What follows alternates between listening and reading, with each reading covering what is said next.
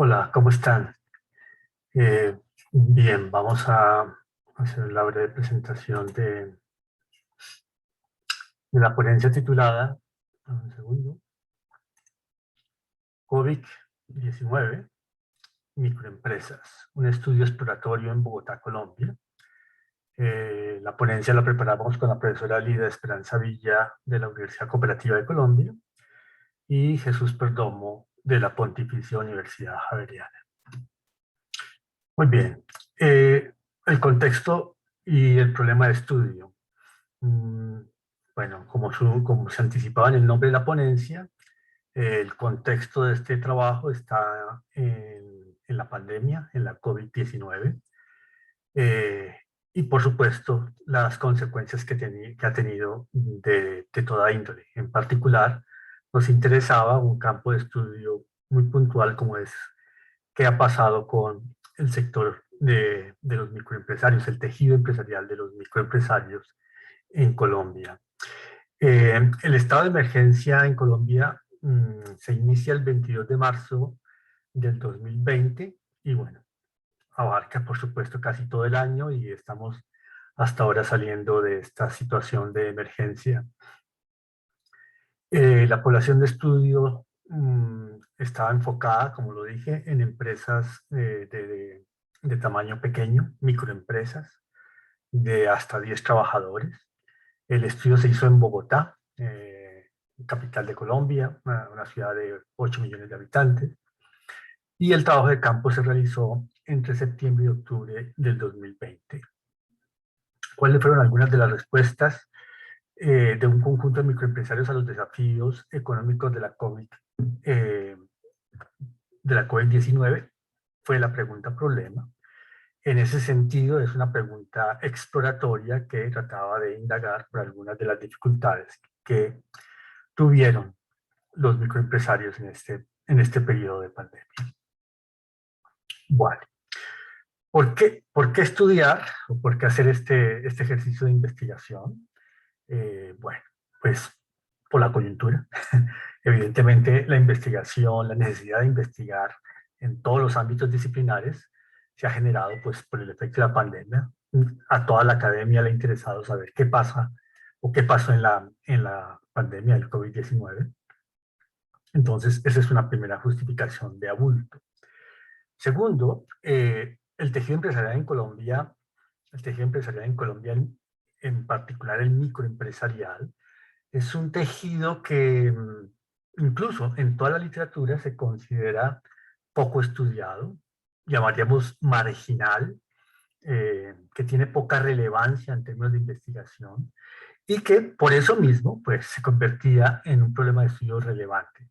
Se han hecho estudios de medianas, grandes empresas que han hecho, cómo han reaccionado al problema de la pandemia, de la coyuntura, pero el tejido microempresarial no. Pero no ahora, sino en la historia del management. Muy bien, para que ustedes tengan una idea breve, el tejido empresarial colombiano, en una referencia de ACOPI, que es una asociación de pequeños empresarios en Colombia, está conformado por 1.620.000 empresas. Estamos hablando de empresas registradas en cámaras de comercio. De ese tejido empresarial, 1.504.000 son microempresas, es decir, más del 95% de la población de la población empresarial en Colombia son microempresarios, 87.000 pequeñas empresas y 28.000 grandes empresas. Con lo cual también es una razón de abulto para tratar de entender qué estaba pasando pues, en lo que predomina en el tejido empresarial de un país como Colombia, en Latinoamérica. Eh, la segunda razón por la cual es importante el problema de estudio es por lo que comentaba brevemente al inicio. Las microempresas son eh, un sector de la economía, un sector de las organizaciones que tienen modelos de gestión y estrategias no formales. Son organizaciones autogestionadas en su gran mayoría, con poca estructura jerárquica, y en ese sentido se consideran unidades empresariales de baja productividad, con bajas capacidades de innovación y, por supuesto, con un bajo poder de lobbying para hacer política pública que les favorezca, por supuesto, a diferencia de las medianas y las grandes empresas que tienen gran capacidad de lobby. En ese sentido, como dije, es un sector del tejido económico que ha sido falto de estudio y que es interesante en nuestros contextos latinoamericanos tratar de abordarlo. Un dato para tener el contraste de lo que pasa en ese sector: una tasa de fracaso en los primeros 5 años del 43%, ¿no? En Colombia, y como en todo el mundo y en Latinoamérica también lo es, pues hay una tasa de mortandad muy, muy grande. Entonces, resumiendo, es una lectura obligada en una situación de pandemia, es un tejido empresarial representativo del tejido global del tejido empresarial global de la economía colombiana, y es un sector de las organizaciones, de las empresas, que es poco estudiado en términos formales. Desde esa perspectiva, el objetivo de la investigación es explorar cómo un grupo de microempresas o de microempresarios del sector industrial de la ciudad de Bogotá afrontó los desafíos del COVID-19. Brevemente la metodología. Tuvimos un enfoque cualitativo, básicamente con un alcance exploratorio. Queríamos explorar, queríamos entender qué estaba pasando en ese sector microempresarial. Hicimos una muestra no probabilística de 50 microempresas del sector industrial en la ciudad de Bogotá. Como dije, aproximadamente el 20% de la generación del Producto Interno Bruto de Colombia es la ciudad de Bogotá, con criterios de inclusión de esos 50 microempresarios. En una microempresa, por supuesto, o sea, hasta 10 trabajadores, estar formalizada en un registro mercantil, tener mínimo 6 años de operación. O sea, queríamos estar seguros de que estamos indagando sobre esas empresas, ese otro 60% de empresas que sobreviven a la mortandad de los primeros 5 años.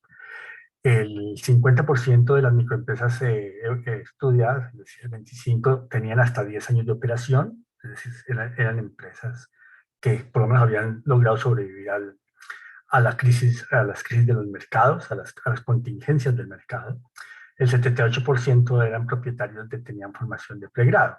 Eso nos muestra que también alguna tendencia en Latinoamérica y en el mundo de que hay un sesgo hacia el emprendimiento, y parece que esta es otra forma de verlo de una manera indirecta. Se utilizó un instrumento de recolección, una entrevista semiestructurada al propietario gerente. Normalmente pues son los días de la organización de 70 minutos entre septiembre y noviembre del 2020. Bien, el proceso de la información se hizo en el software en vivo, es decir, que los verbatim que están detrás de esta estadística son los frutos de la entrevista, los párrafos frutos de la entrevista, que fueron categorizados en cuatro grandes categorías. La primera, impactos; la segunda, apoyos, positivos y negativos; impactos positivos y negativos; apoyos, ajustes y retos. Esas fueron las 4 categorías, y por eso figura, digamos, esa frecuencia del dato en términos del procesamiento en el software en vivo. El primer resultado negativo, pues parecen obvios: disminución de los ingresos, recorte personal, disminución de ventas, son los grandes impactos negativos en el sector microempresarial. Pero fue surgiendo detrás de los datos una persistente, aunque no amplia, pero sí rotunda, efecto negativo sobre disminución de los salarios. Entonces aquí pasó, cuando entramos a detallar los datos y las categorías, pasó algo interesante, y es que vimos que en la coyuntura, este sector microempresarial, saltándose un poco la legislación para tratar de mantener el empleo, disminuyó salarios. Es decir, la flexibilidad se trocó o se ajustó con un efecto de solidaridad. Eso se vio en forma, digamos, elocuente en las entrevistas, no en la frecuencia, pero sí elocuente en las entrevistas, lo que nos llevó a pensar en la primera hipótesis que surgía, ¿no? Y es esa solidaridad que se tuvo en ese momento de crisis por parte del trabajo, a pesar de que la crisis por cantidades, es decir, recorte personal, eh, o modificaciones en las formas de contratación laboral, se daban, por supuesto, se daban, pero la disminución de salarios surgió con fuerza. Por ejemplo, en algunos verbatim dice lo siguiente: realizamos acuerdos de pago tratando que el personal mantuviera su trabajo, así no se pagará lo suficiente. Un verbatim. Nuestra estrategia fue mantener a los empleados con un salario inferior al acordado con el contrato laboral. Como ven, saltando la legislación, pero tratando de ser solidarios en la manutención del trabajo. Como política, inicialmente nos tocó reducir los honorarios y salarios a los empleados que mantuvimos. Es decir, se presentó una tensión ética, ¿cierto? Una tensión ética entre el ajuste del trabajo por cantidades respecto al ajuste del trabajo por precios. Y de alguna manera surge ese sentido de solidaridad en el ámbito del trabajo. La segunda categoría que utilizamos fue los impactos positivos. Aquí, pues, de manera sorprendente, diríamos, porque, bueno, en las medianas y grandes empresas uno se esperaría que la implementación de plataformas digitales fuera lo natural, fuera el efecto natural de la pandemia, el encerramiento, pero aquí lo curioso en estas pequeñas empresas, estas microempresas, es de que la implementación de plataformas digitales se volvió un efecto positivo de la pandemia. Eso está relacionado también con la nueva visión del trabajo, seguramente algo de trabajo en teletrabajo, pero nos sorprendió el ejercicio en esa dirección. Entonces, algunos de los empresarios decían, no todo ha sido malo. Una de las bondades que hemos podido lograr con la emergencia sanitaria es aprender a utilizar herramientas tecnológicas, pudiéndonos comunicar con nuestros clientes electrónicamente. Entonces, evidentemente los microempresarios encontraron una salida muy interesante a efectos de solucionar la crisis. La tercera categoría fue apoyos del gobierno. Como en todas las economías latinoamericanas y mundiales, pues el gobierno entró a paliar un poco la crisis de la pandemia, básicamente a través de la generación de créditos blandos por el sistema financiero y apoyos a las nóminas. Entonces, en general, los créditos de la pandemia, pues como era natural, pues se dedicaron al pago de nóminas, al pago de proveedores, al pago de servicios públicos. Sin embargo, en las entrevistas surgió algo relevante, y es que el apoyo del gobierno se consideró insuficiente. El traslado del apoyo a través del sistema financiero parece que generó una barrera, una restricción al crédito y no un elemento proactivo al acceso a dicho crédito, y se multiplicaron los mercados informales de crédito. En Colombia en América Latina, los mercados agiotistas, los mercados de crédito de los amigos, de las familias, de los pequeños agiotistas, se multiplicaron en Colombia. Por ejemplo, alguien dice en forma elocuente, acudimos a créditos, primero al sistema bancario, un poco como lo sugería el gobierno, pero no fue positivo. Entonces, de manera inmediata acudimos a agentes informales que siempre nos prestan, los agiotistas. Los bancos nos cerraron las puertas. En nuestro caso, acudimos a préstamos de personas conocidas en el sector de respaldos con pagaré, lo cual es otro elemento que se suma a los dramáticos factores de barreras de funcionamiento de las microempresas. Ajustes en el negocio. Muy bien. Continuando con los efectos positivos, aquí fue muy evidente que la implementación de ventas online fue el factor detonante. O sea, volcarse a la digitalización del negocio fue importante. Eso se asocia, por ejemplo, con creación de páginas web, o con el voz a voz, o con la elaboración de bases de datos de clientes. Pero evidentemente los ajustes del negocio se dan por la vena digital.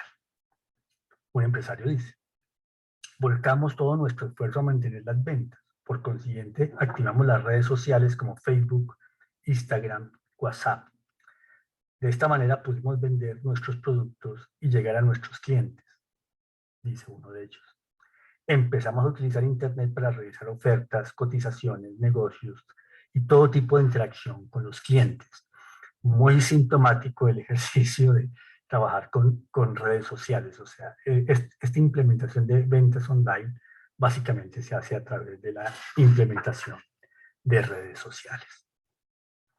Finalmente, categorizamos por desafíos. O sea, ¿qué consideraban estos microempresarios los desafíos a futuro después de la pandemia? Consistente con lo que vimos en el impacto positivo y los ajustes, pues todo lo que tiene que ver con marketing digital, que es a través de las ventas, redes sociales, Facebook, Instagram, el teletrabajo, la flexibilización en el lugar de trabajo. Y esto surgió como un desafío de construcción de gerencia. Cuando yo pienso en la inversión, en el riesgo, cuando voy más allá del corto plazo y pienso en políticas de ahorro, fue un elemento muy interesante que surge a partir de la pandemia. Dice uno de ellos: pienso que hacia el futuro lo más importante es generar ahorros, después de ser consciente que en cualquier momento puede suceder otra crisis. Queremos estar preparados y esto solo es posible si tenemos un ahorro de reserva. A partir del 2021 empezaremos a ahorrar el 5% de las ventas mensuales. Ese 5% irá a un fondo que se volverá intocable para la empresa. Hemos tomado la decisión de realizar un ahorro mensual para afrontar imprevistos en tiempos de incertidumbre. Lo cual demuestra, por lo menos en el lenguaje, en el debate, de que hay una apuesta por el sentido de estrategia de mediano y de largo plazo. En conclusión, como todo trabajo empírico cualitativo, surgen algunas hipótesis que habría que contrastar. El ajuste vía trabajo se da por cantidad, pero también se puede dar por precio, incluso sacrificando el aspecto legal. La confirmación de la restricción crediticia y las preguntas por la informalidad, es decir, seguimos estando sujetos a un mercado de crédito informal que está afectando claramente a este sector microempresarial, incluso en época de pandemia, o tal vez con mayor énfasis en época de pandemia.